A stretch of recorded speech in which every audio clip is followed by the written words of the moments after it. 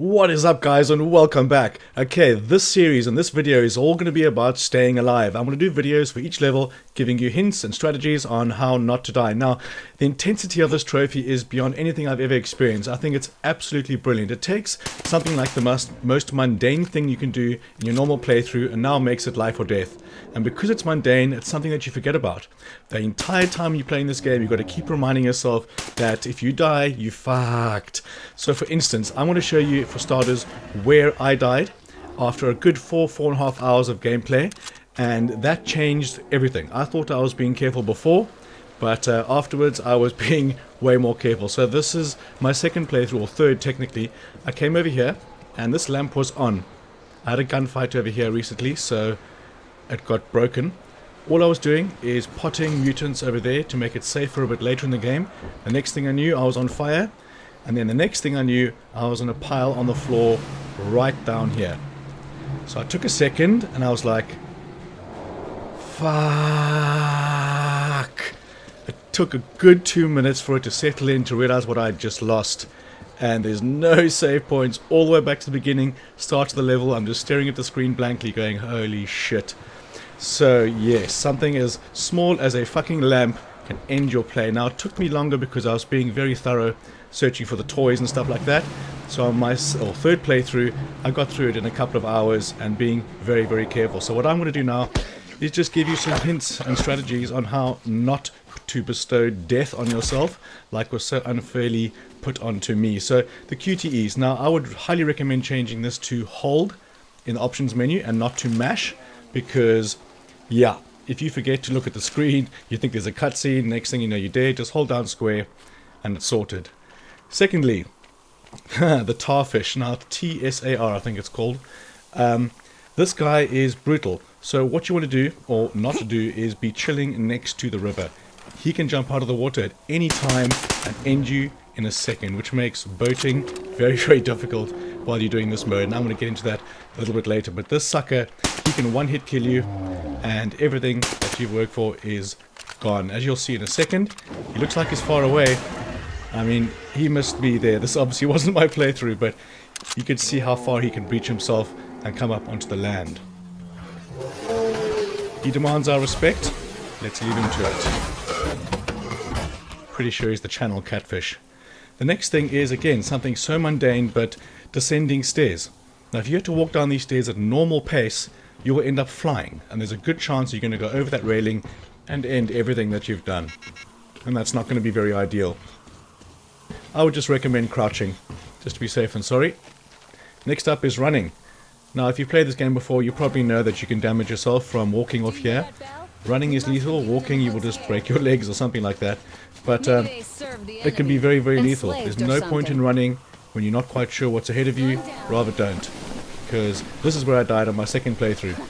I started rushing straight away and then died instantly, and the game just told me, nope, you're not going to be doing it this way. Okay, next up, fire safety. Jesus, you're the most flammable entity in the universe. Basic fire tip, if you want to go for that chest over there, put the fucker out. Do not try and circle it. It'll kill you so quickly, and if you don't use health, you will die if you get lit up. So be careful, you know, fire will burn. Okay, the next tip is keep it daytime. Now, there's two reasons for this, I feel. Firstly, you don't get the electrical demons, and they can kill you very quickly if they trap you.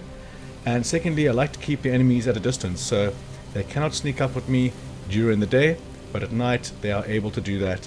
So two good reasons for it to stay daytime, and this is why I used the suppressor as well all the time. Just took out the bandits from a distance, no worries at all. And that's the thing, it's not the bandits that'll kill you, it's the environment. Okay, another very easy tip is the fall damage. You probably realize now, you wouldn't think twice about walking past that or across that in your normal gameplay, but at the moment it's life or death. So I'm like, fuck it, this is going to be some ammo or something, not going to risk it. Even walking down pathways like this, I got nervous because I felt the pain, I felt it. Jumping through here, pointless, don't do it. There's only a valve handle at the end, or the scope I think it is, or long barrel. See, even this, I'm jumping normally and look how far forward I went. You've got to be so careful. I mean, I definitely wouldn't come up here again if I had to replay this for some reason. Next up is the boating, my favorite. Now, before you actually get into a boat, be sure to head to the edge of the river or the pier, and do not stay there long because the catfish will come, and take out everyone that approaches, because this will stop you from being attacked on the water. And the whole idea is to spend as little time in the boat as possible, because the longer you spend in the boat, the more chance a catfish will come. If you're kind of paddling around, he will eventually find you and he will topple you. So there's no point. But I think on the easy playthrough, he's not going to bother you at this part of the river. But the second thing is, just a quick thing I thought I'd throw this in, is some rowing tips. I know. So here, if I want to go left, do not push forward. Do not push accelerate or move forward, if you will. Just push left, let him pivot in one spot, and then go forward. Because if you have to do it at the same time, he'll do a massive loop. It'll literally take you twice as long to get your destination. And we do not want to be on the water because we know who is lurking beneath. And you need to get to this island for your, I think it's your battery compensator. So you will have the boat, or using the boat once or twice. And there's this awesome storm coming in. I spent the next 25 minutes filming that, and I'm going to put a video up for some time lapse. It looks awesome. Next up is going to be an event within the terminal. Catfish on your heels all the time. Once you ascend this ladder, don't move.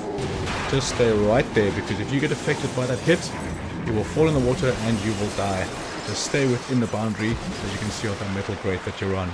Don't fuck around with that. Take it slow. Right, so lastly, the assault on the bridge. Now, I would highly recommend doing this stealthily. I only did it loud because I needed the freedom of movement to search for my collectibles. There was nothing. I've only found the fish so far.